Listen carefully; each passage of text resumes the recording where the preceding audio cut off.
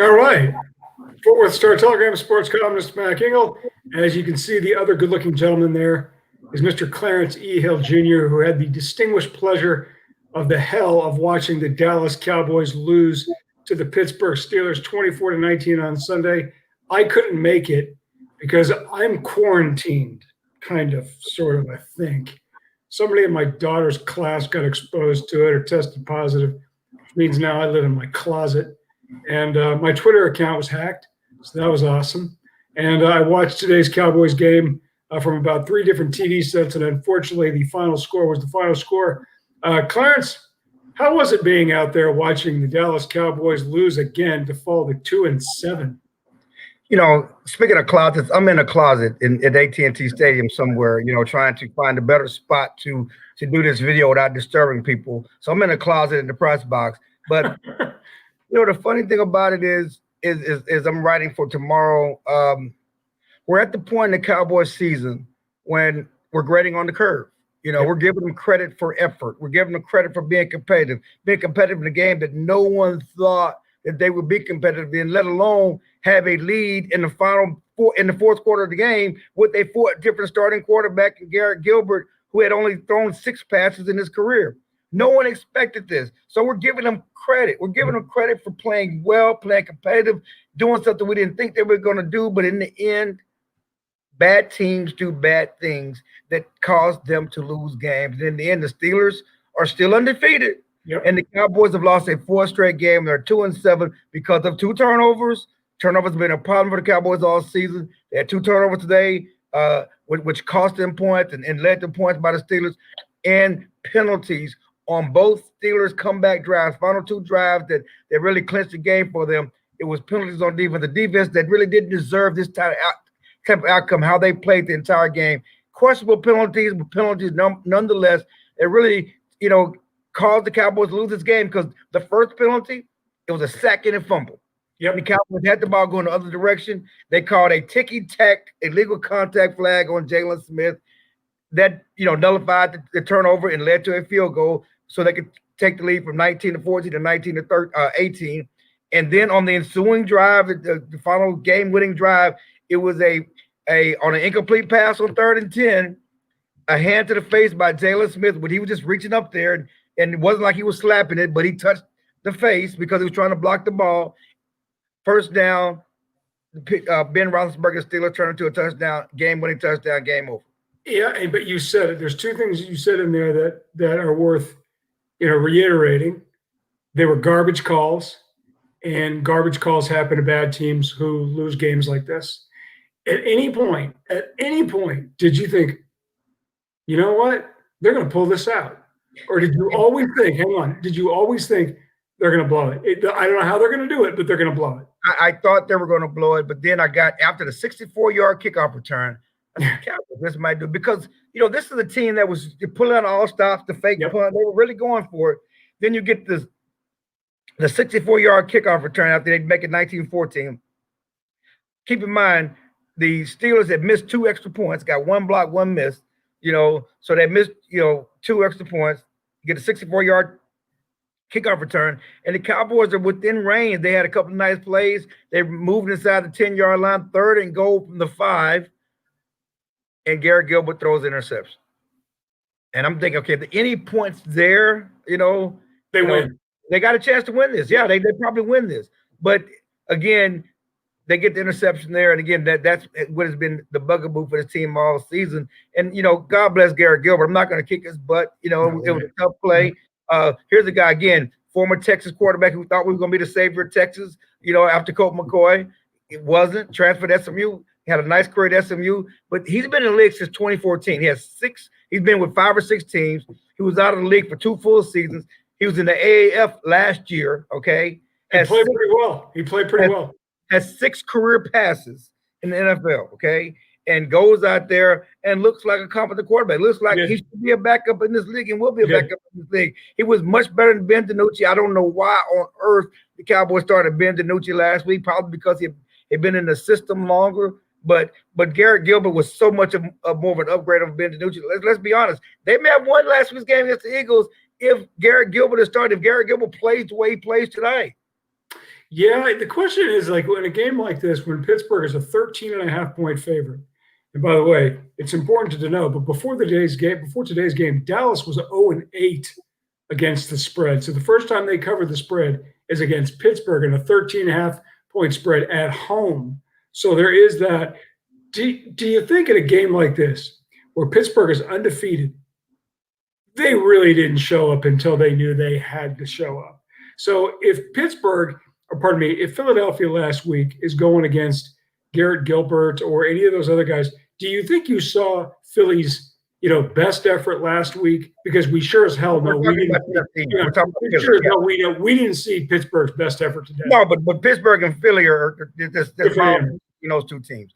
And sort of Philly is, they're 3-4-1. I mean, it's not like they're a team that's like, setting the world on fire with their play. So I certainly thought we saw what we saw from Philly. They are what they are, just like the rest of the NFCs. Everybody's what they are, and the Cowboys are 2-7. I guess still are not necessarily mathematically eliminated NFCs. No, they'd be in first place probably in the middle of the week. But they're tied to last. With the Giants and the Reds and the Washington football team. Yeah, I call them Washington team football. I guess the question I have for you, and it's one thing, a theme that Mike McCarthy, there's no moral victories, but they feel like they got better. They feel good about the defense. They were competitive, and they've shown improvement on defense, according to Mike McCarthy. Do you buy the improvement on defense? Yeah, but you said it from the start. I think everybody has readjusted their eyes for this team to say, good job, good effort. This is a scrappy little team. That's it. It's pathetic that this was a team that was supposed to take a step and maybe advance to a conference title game. I realize when your starting quarterback goes out, whole season's trash. I understand that. But bottom line is these guys are paid pros. And it's up to us who watch this team to say, no. This is not about the Wade Phillips gold standard of, we get a bounce house after the game because we played hard. You still lost. And that's got to mean something. I want to go to McDonald's. I want to go to McDonald's. Actually, my daughter's calling me to Uber Eats Wendy's. And that's what. I wish you could patch her in. I mean, I orange slices and McDonald's, okay? Orange slices and McDonald's. So they did play better. Gallimore in the middle looked pretty good today. That's the best I've seen him play. Tank Lawrence has looked a lot better of late. I don't think he's been as bad as people had said from the outset, but he's been noticeable of late. Leighton Vander Esch looks good now. Leighton Vander Esch looks like the player we saw as a rookie, and if he can stay healthy, he can play. Jalen Smith is what he is. But there's two players I think you totally readjust your expectations. Like, good team, you tried hard, that's great. And it's pathetic. It's pro football. This isn't, Baylor, TCU, Oklahoma State, or anything like that. You don't sit there and give, a sticker for your helmet. You lost. I think Mac is out. Okay. But the one player, when I look at this team, that doesn't get a pass at all, and I understand their extenuating circumstances, and I wrote about him last week after they lost. Zeke Elliott looks gone. Do you sit there and say, Clarence, okay, the line's not the same, the quarterback position isn't the same, you have to adjust your expectations for him too? In my mind, no, you're the best, highest paid running back in the league. You got to carry a little bit more than what you're doing. Right now, he has yet to have a 100-yard game this season. He was close early, and he looked good against the Rams at times in that week 1 loss. Today, 18 carries, 51 yards. Tony Pollard, a lot more electric runner. Are we watching the end of Zeke Elliott, or is this just an aberration because the season's in the garbage can? The end is depending on whose eyes you're looking at. You're looking at our eyes, you're looking at the eyes of Jerry Jones and the Cowboys and the salary. Answer them both. I just know that ever since he got that "Feed Me" tattoo, the season has gone to hell for Feed me tattoo on his stomach. It has gone there. He certainly does not have the juice that Tony Pollard. Tony Pollard is faster, but I'm not going to say Tony Pollard is the answer. Running back should be starting because he's more of a change of pace right now, and it'd be different if you're starting and you're getting the 20 carries and so I think that sometimes you look with more juice when you're a change of pace back, but. Zeke Elliott was built for this team when they have a dominant offensive line, when everything's going, and he can turn down the field run downhill and chew up clock. But that's not the team that we have right now. It's not the team that the Cowboys have right now. And certainly you expect him to be a difference maker. When you're paying a guy that much, you expect him to be a difference maker. You shouldn't expect people to bring him down. He should be able to bring some of these guys up. He has to make somebody miss. He has to do something spectacular. That's why you're paying him spectacular money, for him to do something spectacular. Now, today he was playing and he fought valiantly through a hamstring injury, but it's just not a today issue. It's an all-season issue. And as you look at this team going forward, you wonder, is the juice ever going to come back in Ezekiel Elliott? And that's something that the Cowboys have to decide, whether they can make that decision financially after this season. Is something that's something they have to look at hard. Well, Clarence, he got a 5-year deal. You and I both know 5-year. Well, 5-year deals. It's a 6-year deal. It was really more of a 4-year deal that could be a 3-year deal or a 2-year deal, depending on where you are. And so that's what I forgot. It was 6, not 5. But you just said it. Could be a 4, could be a 3, could be a 2. This one seems to me, when he signed it, it was always going to be more of a 3. Can you really envision a scenario where the Cowboys ask him to take a pay cut or even cut him like the Rams did Todd Gurley 2 seasons ago? Again, I got to look at a contract structure. Again, when it was written, I thought it was more of a 4-year deal than a 6-year deal. Because you had those 2 built-in years of because he got signed early. You had those 2 years to play with. It was more of a 4-year deal than a 6-year deal. But is it a 2-year deal? Can you move on to 2 years? I need to look at the numbers and see what the salary cap implications are. And for a team that is already been struggling against the salary cap, you have to find a way to do something with Dak Prescott, yes or no. You have less money because of COVID. You can say, I need to cut Zeke, but if it costs you more to have him off the roster than it does on the roster, it makes no sense to move on from him, because you're still going to pay that $10+ million, and you still got to pay another guy to run the ball. So that's where you are with, can you move away this early? And that's one thing you have to look at. But clearly, he's not living up to the contract right now. For me, you mentioned the hamstring, and my concern for any of those running backs who get paid, or just the position in general, is if you're healthy, you can be all right. You can be all right for a little while and probably ride it out beyond just the normal, disposable line of demarcation, like this guy's done, find somebody else. I think Zeke's better than that. But if there's hamstring or he has some other injury, then that's, to me, is the biggest red flag. He really hadn't had that yet.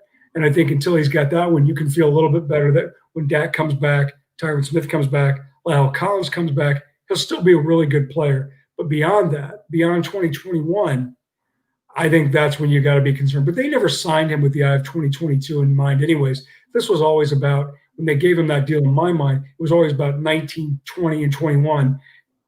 He was pretty good at 19. Team wasn't. They were average again. Team's awful this season. He's been not even average. So in my mind, and I'm going to ask you about what you think Jerry does, in my mind, he's here next season for the reasons that you just mentioned, and I don't think they're ready. I don't think anybody should ready to give up on that guy just yet. Jerry, you've covered him forever. What do you think he sees with Zeke? Oh, I think that he's going to he's loyal to his guys, and he's going to stick with Zeke. My question for you is beyond Zeke. Zeke is not the issue. They're 2-7. They're on a 4-game losing streak. I don't know. I looked at the roster. I looked at the schedule, and I predicted maybe 2 more wins. Yeah. Is there a chance that Mike McCarthy could be one or done? Let's we're in the bye week. You have a lot of things to reassess, and he said they're going to do some self-scouting, and the offense is going to work with the defense. The defensive coach is going to work with the offense, and the offensive coach is going to work with the defense. They try to get this thing started. Is Mike McCarthy? Is there a chance it could be one and done, or will Jerry continue to be patient with him if this season ends, say, 4-12? Clarence, I was writing about it today, just about the difference between the Cowboys and Steelers, since talking about 2 of the celebrity franchises that helped build the league in the 70s, right? It's one of the great all-time rivalries in the history of North American sports, right up there with the Celtics and Lakers, Yankees and Red Sox, Cowboys, Steelers. And since 1995, the Steelers kept building on what that franchise identity and brand is. The Cowboys just kept building buildings. And since that Super Bowl, Cowboys have had 2 head coaches, the Steelers have had 2 head coaches, one of whom's in the Hall of Fame. The other one's 2-1 in Super Bowls. The only one he lost to Mike McCarthy's Packers in 2011 at AT&T Stadium.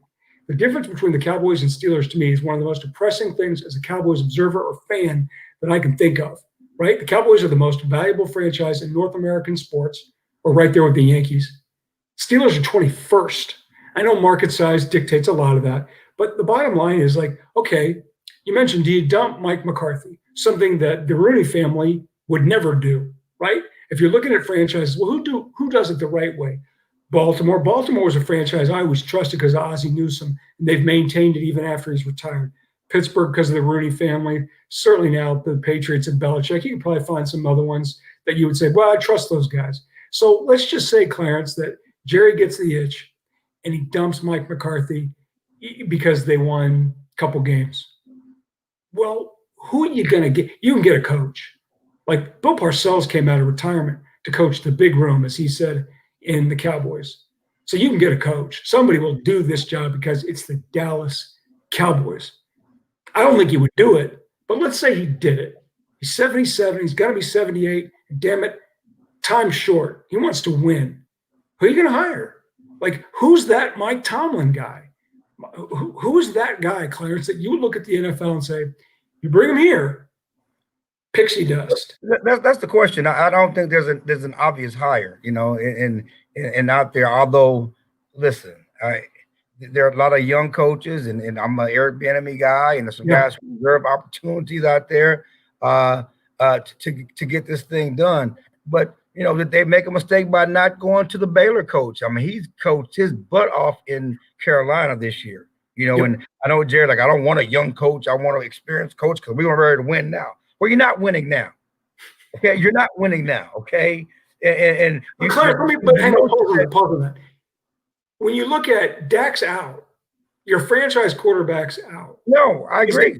The fact that they're not winning or the way they were losing, that in your mind, because it is to me, is the indictment on the staff. Well, it's the way they were losing. It's the way they were getting blown out. And certainly we're going to give them credit for being more competitive. But, last 3 losses were by double digits. And, again, we go back to the quit, or the lack of effort, the lack of fight against Washington, and then the finger pointing on defense. And maybe we'll see if the defense has got this thing together. The run defense was impressive today. Been the worst run defense in the league, certainly the worst scoring defense in the league. They look better today against Pittsburgh. And so we'll see. Obviously you have to build in an injury excuse. There's no question about that. But teams across the league are facing injuries. The Eagles have a lot of injuries. San Francisco lost their quarterback. A lot of teams are dealing with injuries. And the Cowboys right now have not been competitive, and I don't know if 2-7 going to 2-8 or wherever it is however they're going to finish is enough to say, well, just because of the injuries, there's something else there. My other question to you, your TCU avid follower since way back when, and do the Cowboys go back to Andy Dalton? Do they stay with Garrett Gilbert? That's I thought about that watching the game. I was going to ask you the same thing, actually.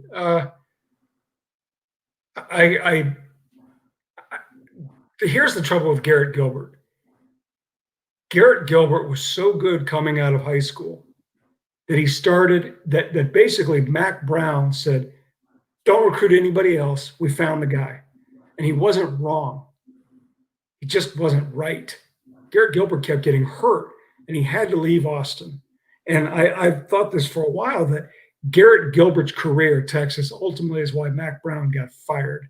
Now, it's hard to put it all on Garrett Gilbert, but that timeline is what it is. June Jones puts all of his eggs in the Garrett Gilbert basket, and it didn't really miss. It didn't fail, but it didn't really work. I give his agent, Lee Steinberg, and I give Garrett Gilbert all the credit in the world for being able to last in the NFL for as long as he has, or in pro football, even though he's done basically nothing until today. You're 2-7. Andy Dalton would come back from COVID after the bye next Sunday. What do you gain by playing Andy Dalton? Andy Dalton's not coming back here. Andy needs to play. Andy needs to show he's trying to get a new contract. Yeah, he needs to play. But if I'm a coaching staff and I think, you know what, we got to play this guy who showed us something. He ran the ball pretty well. He made some pretty good decisions. He took some pretty nasty hits. to me, it looked like there was something there. As you said, that might be an NFL backup quarterback. We know what Andy Dalton is. We've paid him. The season's gone. If I'm in charge and someone says, "What are we doing?" and this is 2020 is all about 2021, I'm playing Garrett Gilbert every day of the week. Are you? Yes and no. And my the thing about it is, it's just like the team. We had no expectation for Gilbert. We Right. had 6 passes before today. We saw Ben DiNucci. It couldn't get any worse than Ben DiNucci. So we had no expectation. So the fact that he could walk and chew gum, be like, ooh, and we got some, because he could walk and chew gum. And we didn't expect him to be able to walk and chew gum because he hasn't played, hasn't got the opportunity. So I don't know. I know that if I'm looking long term, if Dak's my quarterback next year, okay, and I have the choice of Andy Dalton or Garrett Gilbert as my backup, and Andy Dalton does not do enough to say I'm going to get a starting job elsewhere, and I want to come back here and be Dak Prescott's backup, I still rather have Andy Dalton as Dak Prescott's backup. At $3 million, whatever money he's making, I'd rather have Andy Dalton as Dak Prescott's backup, and an insurance policy in the future than Garrett Gilbert. I think the thing for me on that is that if you think Andy Dalton is going to come back here at a number you can do, because you mentioned two big reasons. You mentioned a salary cap that's going to have a Dak Prescott number up against it, and now COVID revenue losses factoring, which is, I mean, the salary cap hasn't gone down in forever. If you think Andy Dalton would come back at a reasonable number, then yeah, then I do that. But if you don't, if you think this is, we got to find somebody else to be Dak's backup, and we think this guy can be sort of a Chase Daniel type, I think you play him. But you know what? It's funny. You mentioned it kind of unintentionally. I mentioned it unintentionally with Garrett Gilbert. It seems like since he was the Gatorade High School Player of the Year and he played at UT, it's always been yes, but no. And I could see why any coach would say, yeah, I can't do it. But at 2-7, and you thought he had a little something, I think you need to give him a little bit more look until he basically shows that he can't do it. Yeah, but I guess the good news for Garrett Gilbert to me is that I think he's proved he belongs in this league. He proved he belongs in this league as a backup quarterback, whether it's in Dallas or somewhere else. I mean, he's been out of the league for 2 full seasons. He's played in the AAF. He almost, became a coach at SMU. He's proved that he belongs on somebody's roster, on somebody's depth chart as a backup quarterback. The question is where? Will it be here? Will it be somewhere else as a number 2 or number 3? I think that he showed today that he deserves an opportunity to stick in this league. I've seen a lot of bad quarterbacks. From look at Steelers, Mason Rudolph. I've seen a lot of bad quarterbacks in this league, and so he deserves an opportunity to stick. Again, the question for me is, who do I want as my number 2 behind Dak Prescott? Next year, is that Andy Dalton or somebody like Garrett Gilbert? That's the question I look at. It ain't gonna be slinging Ben DiNucci. Ben DiNucci's a fugazi. I'm going to ask you one more thing because you asked me, and I'm a little caught off guard because I couldn't see it happening. Jerry Jones always laments one of his biggest regrets was firing Chan Gailey as quickly as he did after 2 seasons. So after that, everybody else got a little bit more time, whether it was Dave Campo, whose teams clearly probably didn't deserve it. Parcells quit on his own. He had to fire Wade Phillips because the team quit on him. Clarence, do you really envision a scenario where Jerry Jones would fire Mike McCarthy after only 1 season? I don't. I think he's going to be patient when they're trying to be patient with. They're certainly saying all the right things, but you tell me, it matters what you see on the field, and they have the bye week. They need to see improvement. We're seeing teams across the league improve. We've seen the Falcons improve. Yep. I've seen teams that have struggled to start season. They have shown better. The Texans have shown improvement. A lot of bad teams are improving. The Giants have shown some improvement, since the start. They're fighting. I need to see this Cowboys team show some improvement. Injuries or not, they need to show some improvement, show some fight, show me something with some substance, and if not, then all bets are off. Clarence, this was fun. Enjoy your bye week, and make sure you get your orange slices for your daughter, okay? She wants Wendy's. She's already calling me about Uber Eats. She's at home. She wants Wendy's. It's good seeing you. See you later.